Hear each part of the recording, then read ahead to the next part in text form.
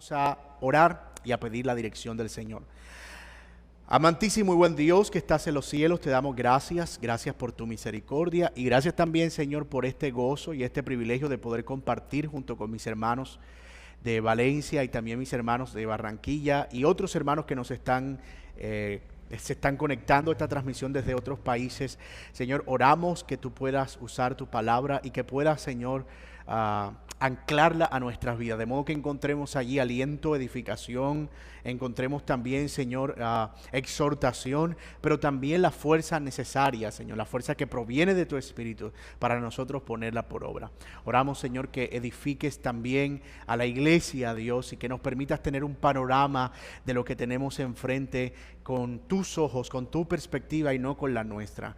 Nosotros descansamos, Señor, en que en nadie más nosotros tenemos seguridad, que en nadie más nosotros tenemos redención y salvación, sino solamente en Jesucristo, y allí, Señor, es donde descansa nuestro gozo. Así que oramos que tu Espíritu Santo pueda trabajar a través de tu palabra en los corazones y edificarnos para la gloria tuya. En el nombre de Cristo Jesús es que oramos.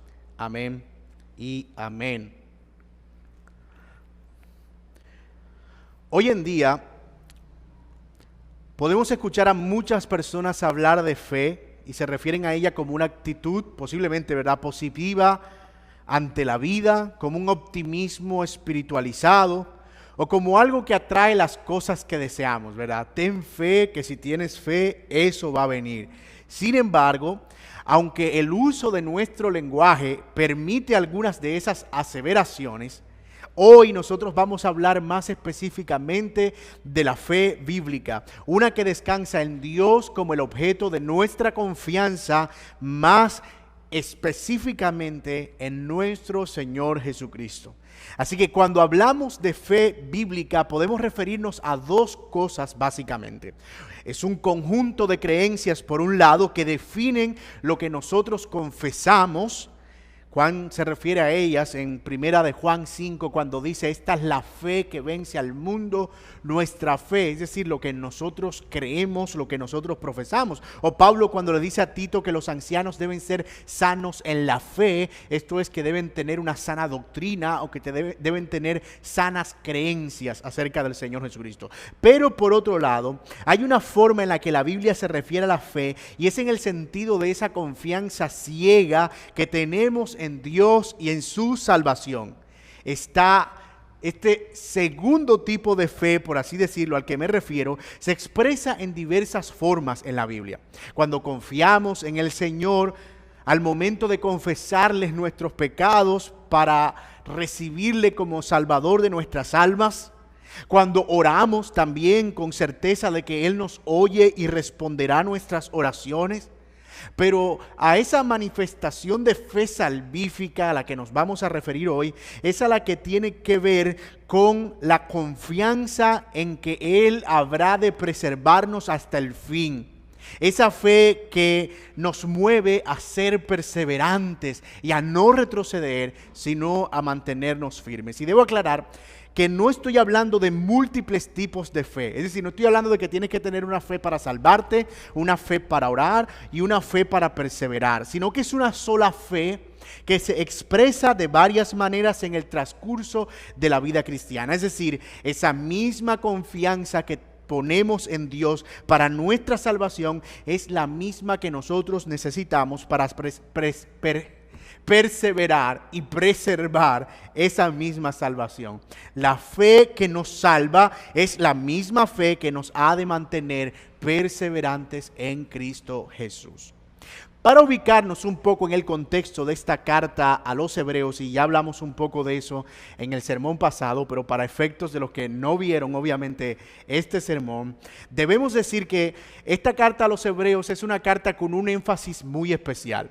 Fue escrita para hermanos que estaban siendo perseguidos a causa de su fe ante la intensificación de la tiranía y la animadversión de los gobiernos o los imperios de la época. Así que muchos de ellos estaban desanimándose, algunos perdiendo la fe, muchos de ellos judíos que se habían convertido, por no decir que todos, judíos que se habían convertido al cristianismo, que ahora estaban tambaleando en cuanto a sus convicciones. Así que lo que hace el autor de esta carta, que es un autor desconocido, y de paso les voy a pedir perdón si digo que el autor es Pablo, porque puede ser un lapsus inconsciente, pero el autor de esta carta es un autor desconocido, y él escribe a estos hermanos para decirles: miren, ustedes deben mantenerse firmes en la fe, porque Cristo es su esperanza, y Cristo es superior a los ángeles, Cristo es superior a la ley, Cristo es superior al sacerdocio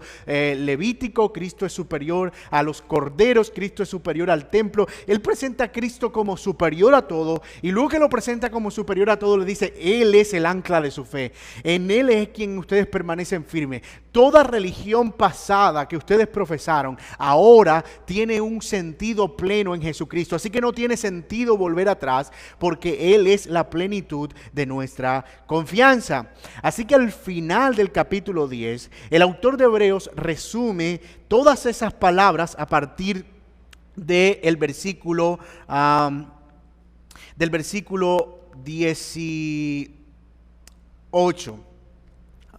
19, perdón. Así que, hermanos, teniendo libertad para entrar en el lugar santísimo por la sangre de Jesucristo, por el camino nuevo y vivo que Él nos abrió a través del velo, eso es de su carne, y teniendo un gran sumo sacerdote sobre la casa de Dios.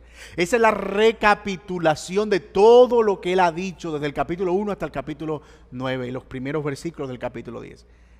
Teniendo un sumo sacerdote sobre la casa de Dios, entendiendo que Él entró para pagar el precio por nuestros pecados, entonces vivan de esta manera. ¿Cómo deben vivir? Bueno, dice que en primer lugar deben vivir buscando la santidad, ¿verdad? Acercándose con corazón limpio, deben vivir buscando la comunión, considerándose unos a otros, versículo 24, para exhortarse al amor y a las buenas obras. Deben vivir considerando no volver atrás, porque dura cosa es caer en manos de un Dios vivo. Pero es, hermano, a partir del versículo 32, que nosotros vemos las advertencias que hace el autor de Hebreos acerca de la necesidad de perseverar en la fe. Es decir, debido a que Cristo es un sumo sacerdote que pagó el precio por nuestros pecados y que entró al lugar santísimo, ustedes deben vivir perseverantes en la fe. Es interesante que el autor dedica casi los 3 capítulos, 10, 11 y parte del 12, a hablar de cómo se ve esa fe perseverante, en qué consiste esa fe perseverante. Y nos encargaremos de ver esto a la luz de 3 encabezados. Lo primero que veremos es cómo el autor menciona que necesitamos una fe perseverante para no retroceder.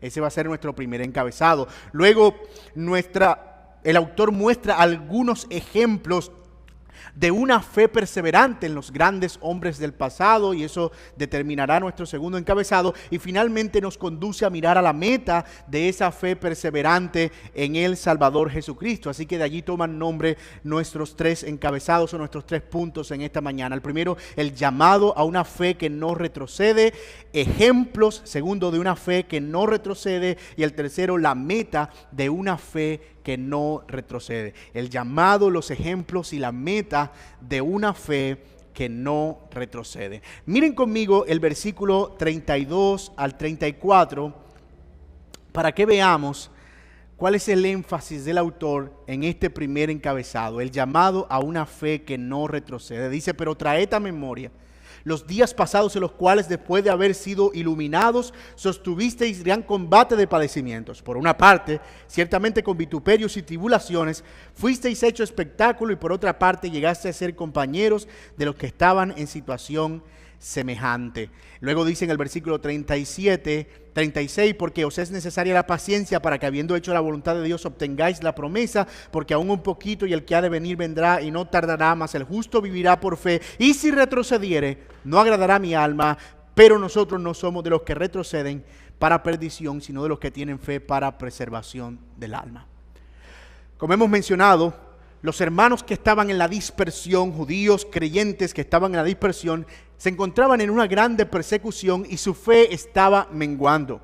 ante las dificultades de poder vivir una fe más activa, más dinámica, de congregarse, de reunirse, de alabar a Dios con toda confianza.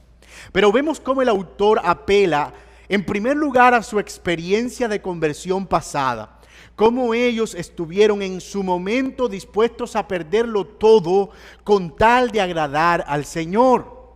Nótenlo en los versículos 34, recuerden, traigan a memoria cómo fueron ustedes iluminados y cómo sostuvieron gran combate, cómo ellos incluso estuvieron perdiendo las pertenencias con tal de agradar al Señor Jesucristo. El 33 dice, por unas partes ciertamente con vituperios y tribulaciones fuisteis hecho espectáculo, y por otra llegaste a ser compañeros de los que estaban en una situación semejante. Y dice el 34, porque de los presos también os compadecisteis y el despojo de vuestros bienes sufristeis con gozo. Noten lo que está haciendo el autor. Él está diciendo, miren, yo sé que ustedes están ahora padeciendo y están flacos en su fe y quieren volver atrás, pero recuerden cuando ustedes creyeron. Recuerden los primeros pasos que ustedes dieron en la fe.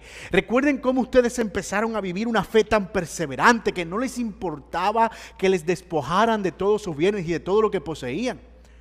Y eso es bien interesante, mis amados, porque el apóstol, autor de esta carta, está atribuyéndole cierta reputación a nuestra experiencia de conversión, a cómo entendemos el hecho de que Dios nos haya pasado de muerte a vida. Pero ya hablaremos un poquito más de eso en el aspecto aplicativo de este punto.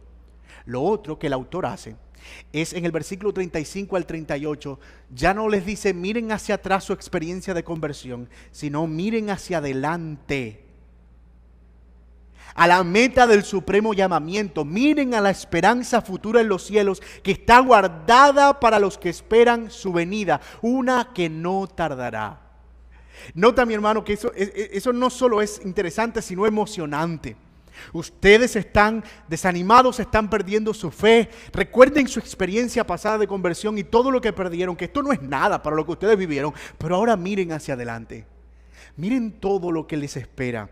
Miren todo lo que les aguarda y toda la esperanza que hay para nosotros en los cielos. No pierdan vuestra confianza.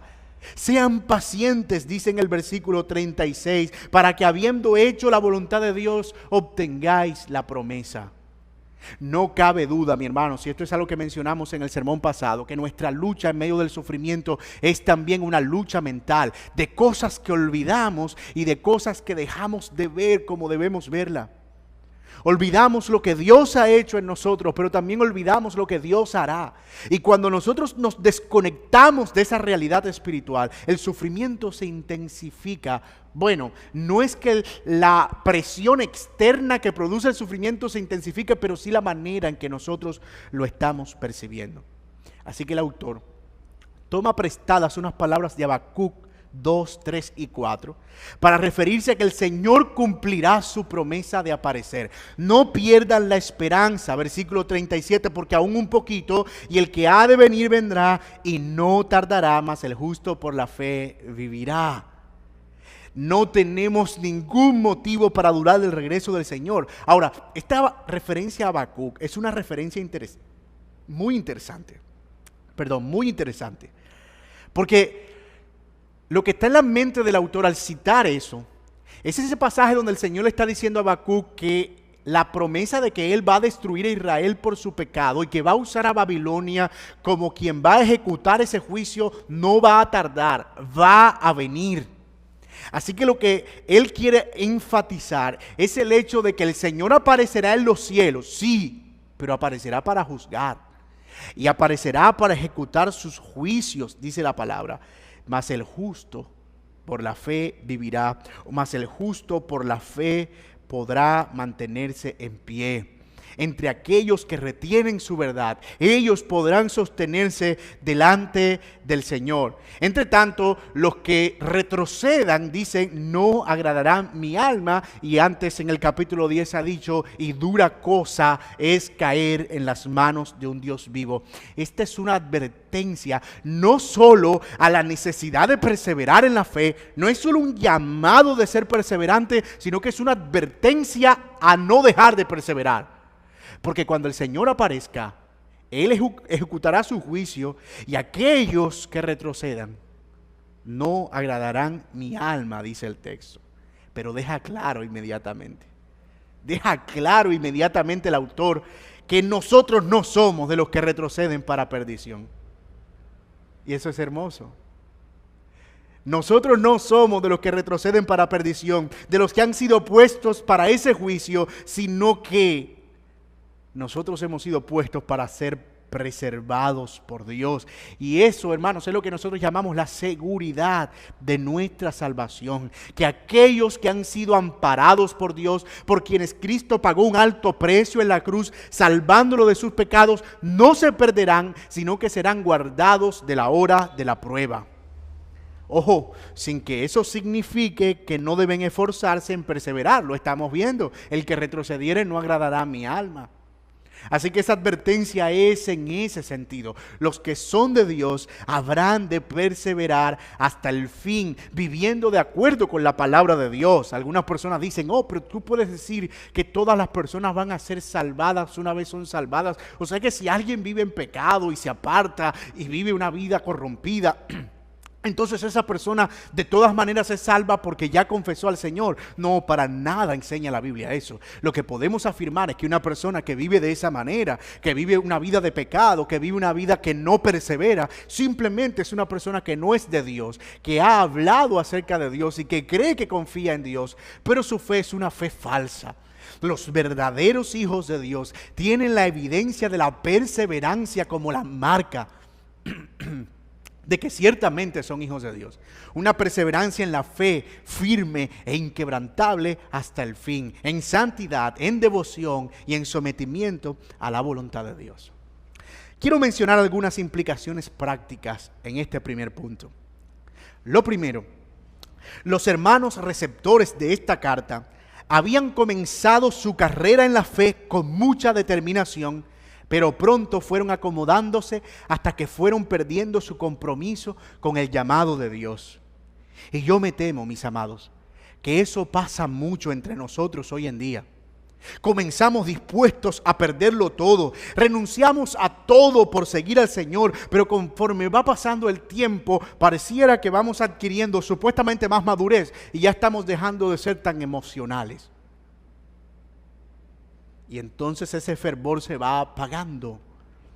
Tanto que tú puedes ver a algunas personas decir, mira, está en el primer amor.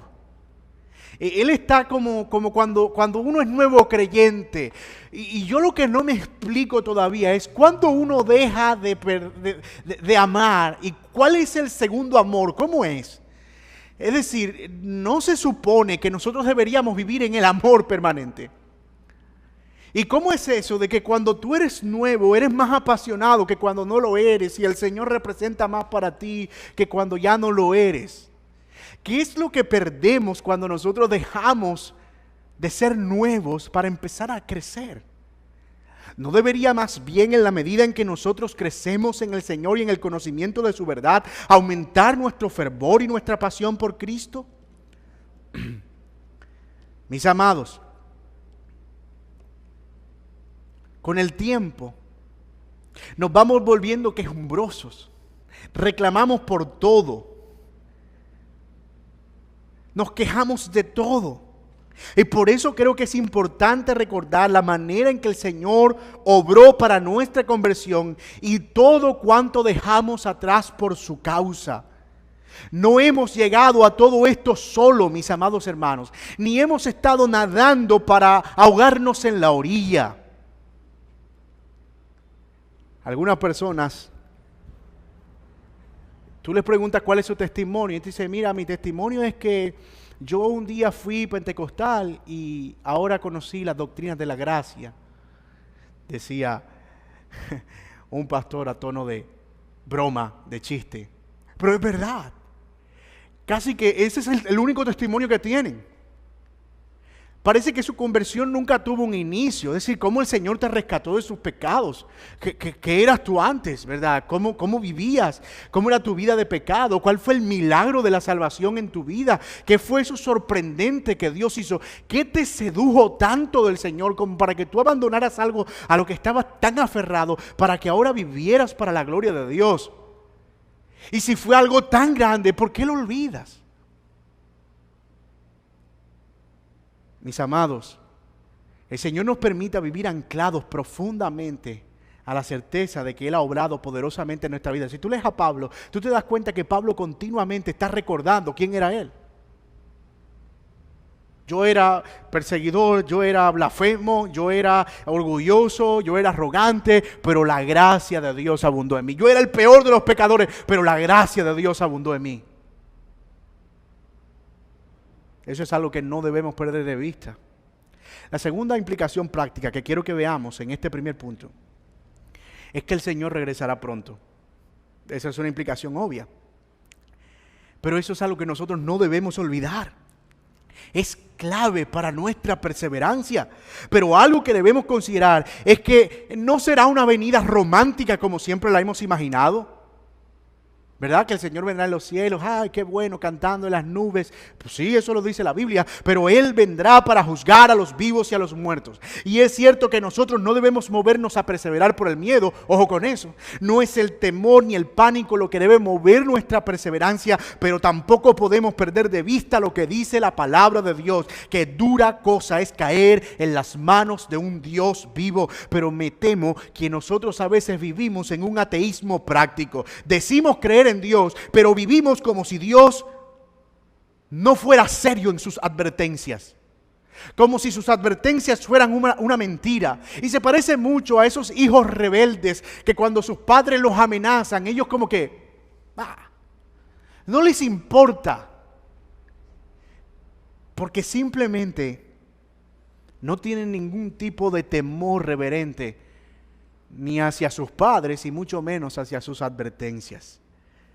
Pero si hay algo seguro, mis amados, es que un día los cielos se abrirán y la voz del Señor hará retumbar la tierra y toda rodilla se doblará ante su preciosa majestad. Y esa es una realidad que nosotros no vamos a desaparecer.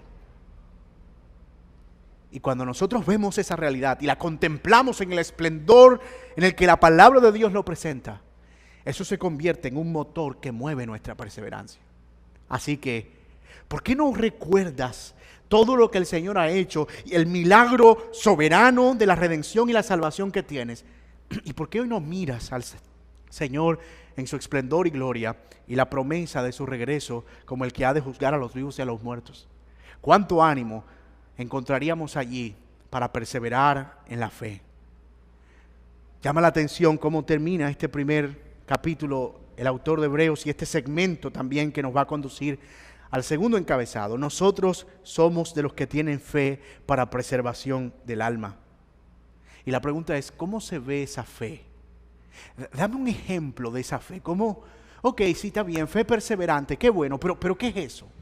¿Cómo se ve? Enséñame cómo se ve esa fe. Bueno, eso es lo que nos muestra el capítulo 11 de manera clara. Y no solo en qué consiste esa fe perseverante, sino que nos provee modelos, ejemplos de esa fe perseverante, lo que nos lleva a nuestro segundo encabezado. El versículo 39 termina diciendo, somos de los que tienen fe para preservación del alma, y empieza el 11 diciendo, es pues la fe. ¿Cuál fe? Bueno, esa fe para preservación del alma, no otra fe.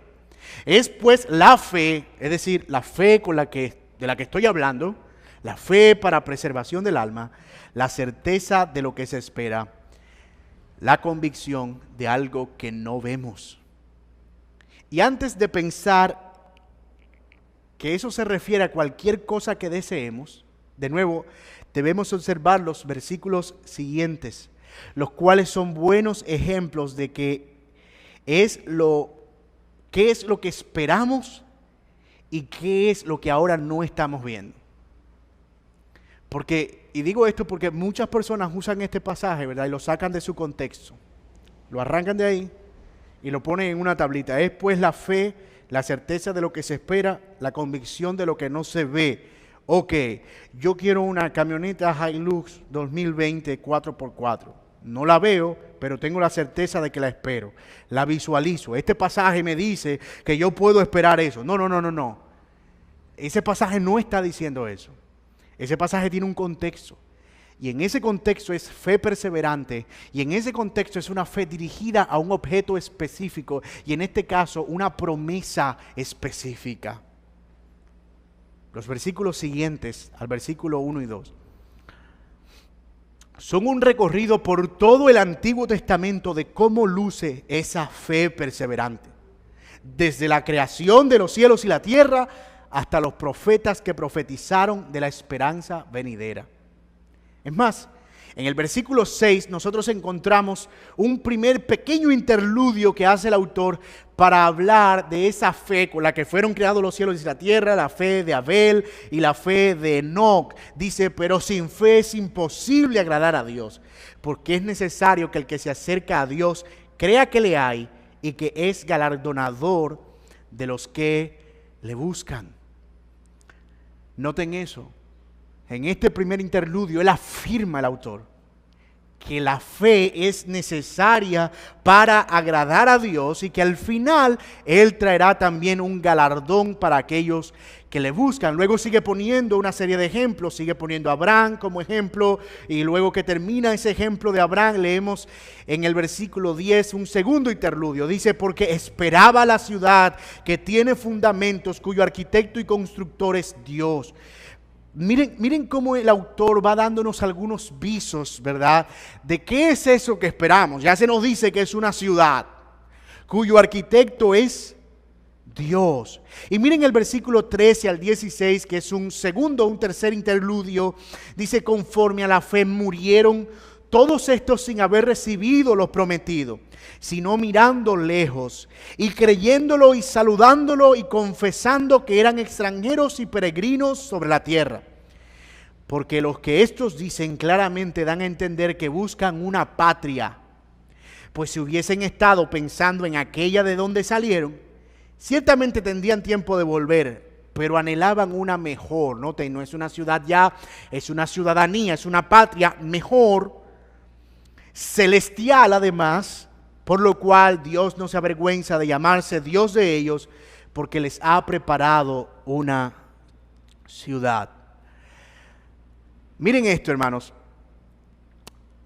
Noten que el énfasis es acerca de estos ejemplos de fe, es acerca de que estas personas que se están poniendo como ejemplo, Abel, Abraham, Enoc, Sara, Moisés y de allí en adelante, ellos no estaban aferrados a la vida que tenían en esta tierra, ni a los bienes terrenales.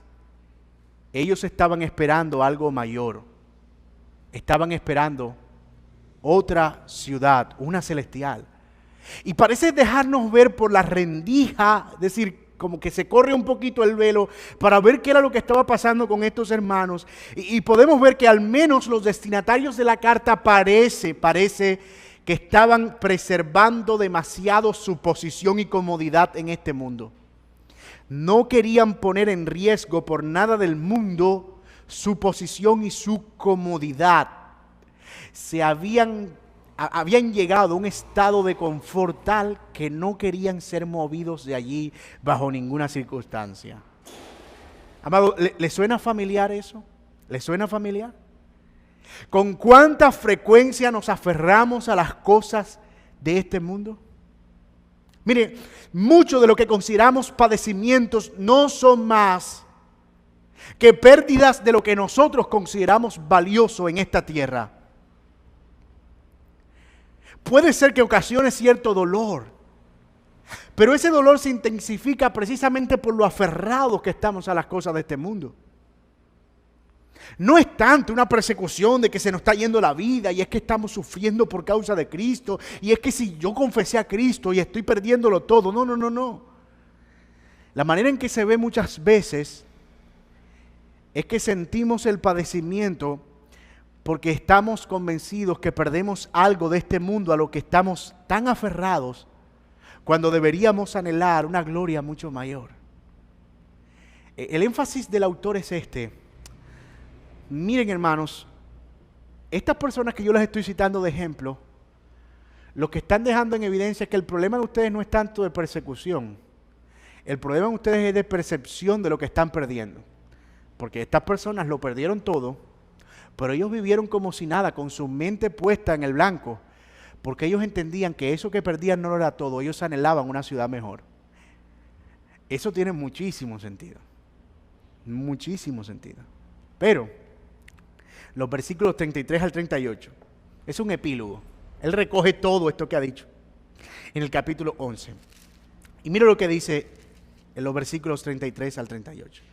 Después de citar una larga lista de personas que participaron en grandes padecimientos a lo largo del Antiguo Testamento, esto es lo que dice el versículo 33. Vamos a leer el 32. Dice, ¿qué más digo? Porque el tiempo me faltaría.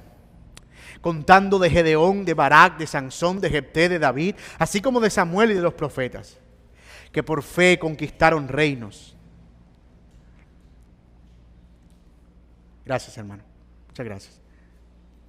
Que por fe conquistaron reinos, hicieron justicia, alcanzaron promesas, taparon bocas de leones, apagaron fuegos impetuosos, evitaron filo de espada, sacaron fuerzas de debilidad, se hicieron fuertes en batalla, pusieron en fuga ejércitos extranjeros. Las mujeres recibieron sus muertos mediante resurrección, mas otros fueron atormentados, no aceptando el rescate a fin de obtener mejor resurrección. Otros experimentaron vituperios y azotes, y más de esto prisiones y cárceles. Fueron apedrados, aserrados, puestos a prueba, muertos a filo de espada. Anduvieron de acá para allá cubiertos de pieles de ovejas y cabras, pobres, angustiados, maltratados, de los cuales el mundo no era digno, errando por los desiertos, por los montes, por las cuevas y por las cavernas de la tierra. Y todos estos, aunque alcanzaron buen testimonio mediante la fe, no recibieron lo prometido, proveyendo Dios alguna cosa mejor para nosotros, para que no fuesen ellos perfeccionados aparte de nosotros.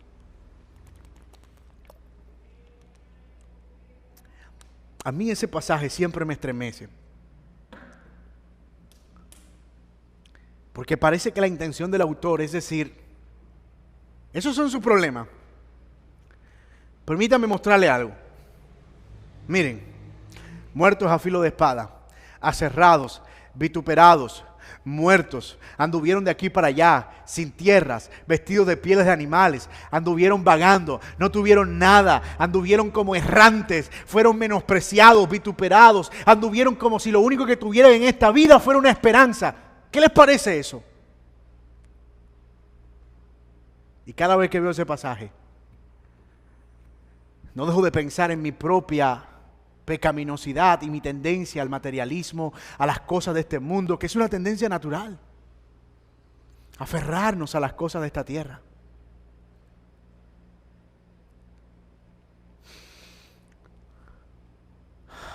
El versículo 39 es bien llamativo porque dice que ellos no recibieron lo prometido.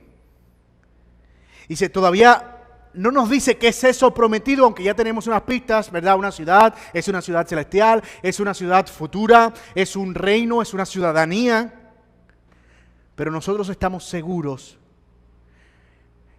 que era la salvación y la liberación definitiva de los sufrimientos, la cual, por cierto, todavía nosotros no experimentamos. El fin de sus dolores y sus quebrantos, la eternidad. La eternidad. Pero hay algo más. Dice, todo eso sucedió. Versículo 40. Proveyendo Dios alguna mejor cosa para nosotros, para que no fuesen ellos perfeccionados aparte de nosotros. Eso lo que quiere decir es que todo eso sucedió para que ellos no llegaran a la meta sin nosotros. Ellos vivieron de toda esa manera y sufrieron todo eso, y Dios lo permitió así, y ahora Dios proveyó para nosotros el ser esperados por ellos para correr con ellos. La imagen que está en la mente del autor es la de un atleta que corrió toda su carrera con gran dolor y sacrificio, pero que en algún momento de la carrera se detiene para ver correr ahora a los que venían detrás. En la antigua Roma se habían adoptado algunas competiciones que venían del Imperio griego, y una de estas competiciones era llamada lampadedromia. Lampadedromia. Yo sé que eso es un nombre bien extraño, es un nombre griego, pero básicamente es lo que nosotros hoy conocemos como carrera de relevos por equipo. Que es esa carrera en que una persona va y lleva un testamento, una estafeta, y llega un compañero y le entrega la estafeta y el compañero sigue corriendo hasta que el equipo llega al final. Claro que en aquella época el testamento era una antorcha, de allí proviene de hecho eso de los Juegos Olímpicos y de cargar la antorcha, que uno la suelta y que otro la lleva. Y eso es lo que está en la mente del autor en ese momento. Así que es como si fuera una carrera de relevos, dice él. Todos estos hombres del Antiguo Testamento padecieron, pero ellos no llegaron a la meta. Sin embargo, nos entregaron la antorcha. Y ahora ustedes son los que corren, pero no corren solos. Y eso es lo que nos lleva a nuestro tercer y último encabezado. En el capítulo 12, miren lo que dice: por tanto nosotros también, teniendo en derredor nuestro una tan grande nube de testigos. ¿Cuál nube de testigos? Todos esos hombres del pasado que padecieron de muchas maneras y que ahora son espectadores, que ven cómo nosotros corremos sosteniendo la antorcha. Y déjame decirte, hermano, qué vergüenza. Muchas veces, cuando nosotros, frente a esta nube de testigos, consideramos padecimientos cosas que ni siquiera son padecimientos. Y nuestra fe perseverante se ve amenazada por cosas que ni siquiera deberían mover un ápice de nuestra confianza. Ellos son nuestros testigos, los espectadores de nuestra carrera. Esa es la nube de testigos a la que se refiere la palabra de Dios.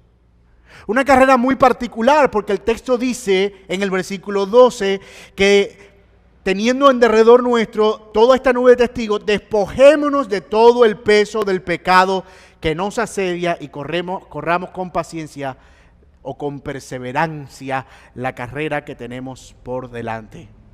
Por eso titulamos este encabezado: la meta de una fe que no retrocede. La meta de una fe perseverante es precisamente continuar, seguir corriendo. Pero noten esto, todavía él no pierde, el autor de su mente, la analogía con el deporte, con la carrera de relevos. Porque él dice: despójense de todo peso que los asedia. Y es curioso porque precisamente en la antigua Roma y Grecia, estas competencias los competidores estaban desnudos completamente. O sea, ellos corrían desnudos para evitar que cualquier prenda que tuvieran encima hiciera resistencia al viento y eso fuera un problema durante la competencia. Obviamente el autor de Hebreos no está diciendo aquí que ustedes tienen que vivir la vida cristiana desnudos, pero él está diciendo en sentido figurado: despójense de todo el pecado. El peso del pecado que nos asedia. En otras palabras, muchas de las cosas que impiden que nosotros corramos perseverantemente la carrera de la fe es el peso del pecado que nosotros estamos cargando. Y es muy posible que este fuera el problema de estos hermanos a quienes él tuvo que recordarle que Cristo era su Salvador, que Cristo era su sacerdote, que Cristo había pagado por sus pecados, que ellos no tenían que estar cargando esa carga. Y allí, hermano, ¿por qué debemos recordarnos el Evangelio cada día? Porque allí nosotros ponemos la ropa del pecado continuamente en Cristo Jesús. Pero no solo eso, dice que debemos correr con paciencia, con perseverancia, la carrera que tenemos por delante. Nosotros somos llamados a correr libres de cualquier estorbo, del pecado principalmente, pero también a ser perseverantes. Lo otro que se nos dice acerca de esta carrera, y esto es bien interesante, es que debemos poner nuestros ojos en Cristo Jesús. Miren lo que dice el versículo 2. Puestos los ojos en Jesús, el autor y consumador de la fe, el cual por el gozo puesto delante de él sufrió la cruz, menospreciando el oprobio, y se sentó a la diestra del trono de Dios. Él es el autor y consumador de nuestra fe. En otras palabras, hay uno que ya cruzó esa meta en medio de dolores y sufrimiento, pero ahora es nuestra fuente de aliento. Y Él es quien provee esa perseverante fe para nosotros no retroceder, sino seguir caminando hacia adelante. Yo quiero imaginármelo así.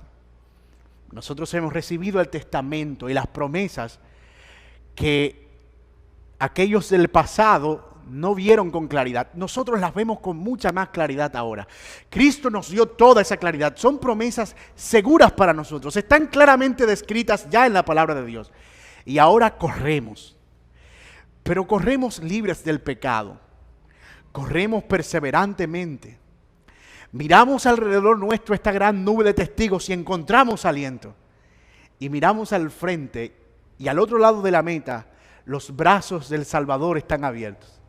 Como un padre que espera a su hijo cuando corre su primera carrera de 100 metros plano. Él está esperando que su hijo cruce. Y de paso, no es una carrera en la que hay que llegar primero. Es una carrera en la que hay que llegar. Y es posible que al llegar en esa carrera, nuestras piernas estén rotas, como veremos en un momento, las rodillas paralizadas, los brazos caídos, los ojos afuera, la sangre saliendo. Pero al otro lado de la meta, los brazos de nuestro Salvador. Pongan los ojos ahí. El autor y consumador de nuestra fe. Él es la meta de nuestra fe para no retroceder, para perseverar hasta el fin. El autor dice, considérenlo a Él, mírenlo fijamente a Él. Él padeció injustamente y sufrió gran dolor de parte de sus contradictores, pero la clave estuvo de nuevo. Él menospreció por todo las cosas de esta tierra y se aferró al gozo que tenía por delante. Allí está la clave. Así vivieron los del pasado y así Cristo nos dio ejemplo. Menospreció las cosas de este mundo para aferrarse a una esperanza futura.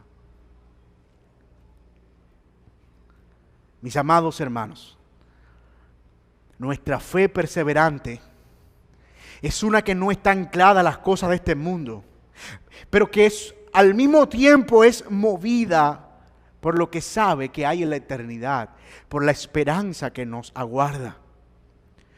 Fue así, de nuevo, como vivieron los grandes hombres del pasado y perseveraron hasta el fin. Y fue así como Cristo soportó tanto dolor para luego sentarse a la diestra de Dios. Y es así como somos llamados a perseverar nosotros para entrar a las glorias eternas. ¿Sabe qué dice el autor de Hebreos?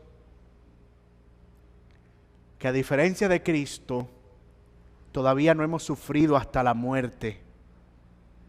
Dice el versículo 4, porque aún no habéis resistido hasta la sangre combatiendo contra el pecado. Mucho de lo que nosotros llamamos sufrimiento y dolor no es más que deseo por las cosas de este mundo que no es satisfecho. Pero la gran mayoría aún no sabemos lo que es verdaderamente sufrir por Cristo. Tal vez haya alguien, perdóneme, yo no quiero ser insensible. Tal vez haya alguien que me ve que sí está sufriendo realmente a causa de Cristo. Pero la gran mayoría de nosotros no hemos recibido el primer rasguño que nos saque sangre a causa de padecer por el Señor. Ninguno. Bueno, de nuevo, tal vez haya alguno entre nosotros y no lo sabemos. Y ese pensamiento debe gobernar nuestra mente.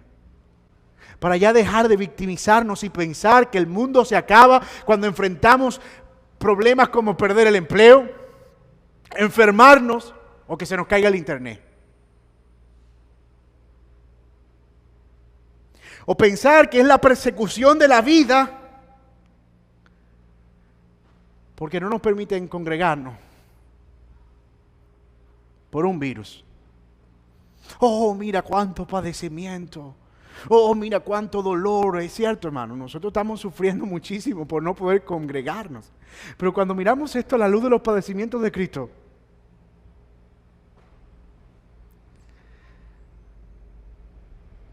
Mis amados, es tiempo de dejar de vivir una fe debilucha y concentrarnos en Jesús, sus dolores y sus padecimientos.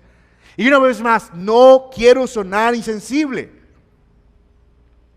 Tal vez algunos sí están sufriendo hoy por cosas verdaderamente dolorosas y tristes, pero aún no estamos muriendo por causa de Cristo. Y aunque así fuera, lo cual sería una ganancia, sabemos que nuestro Señor está en la toda potestad de disponer de nuestras vidas, porque a Él le pertenecemos. Así que, luego de mostrar los padecimientos como parte de una disciplina en los versículos siguientes, porque la pregunta es, ok, si nosotros no estamos entonces padeciendo hasta la sangre, y si no debemos mirar las cosas de este mundo para aferrarnos a ella y más bien mirar hacia el futuro con esperanza para poder perseverar, ¿por qué Dios permite entonces todo esto que pasa? Sí, está bien que no es de muerte, pero es una realidad que estoy viviendo, es un sufrimiento, es un dolor que me produce. ¿Por qué? Mi hijo está rebelde, mi esposa no es creyente, o mi esposo, hay infidelidad, mi matrimonio se acaba, no tengo empleo, a veces como a duras penas. Oh, sí, no me estoy muriendo, pero ¿qué es esto? Dice el autor de Hebreos. Bueno, es la disciplina del Señor. Como un padre que ama a sus hijos y los disciplina, y esa disciplina no parece ser causa de gozo, pero tranquilos, es por vuestro bien, produce fruto apacible de justicia. ¿Sabe qué se parece eso, hermano? Se parece al hijo. A veces yo le pego a mi hijo, ¿verdad? Porque pasó algo, y entonces le pego, y ellos lloran como si se estuvieran muriendo. ¡Ay! Tú no me quieres, tú no me amas, me estás matando. Y uno se siente culpable, ¿verdad? Pero yo lo estoy corrigiendo por su bien, pero la percepción que él tiene es que no hay amor, que lo estamos matando, y es una palmada. Así nos vemos a veces. Digo, cálmate, solo te estoy disciplinando. Yo solo te estoy disciplinando por tu bien. Así como el padre que ama a su hijo lo disciplina. Así, hermanos, el Padre celestial nos disciplina a nosotros. Y Él pone el ejemplo de nuestros padres terrenales. Es un ejemplo vivo. Esa es la razón por la que tal vez estos padecimientos que vienen y son padecimientos cotidianos, normales dentro del plan de Dios. Tienen ese propósito de hacernos más semejantes a Cristo. Así que al final, al entender que todos estos padecimientos son parte de una disciplina del Señor, el autor termina en el versículo 12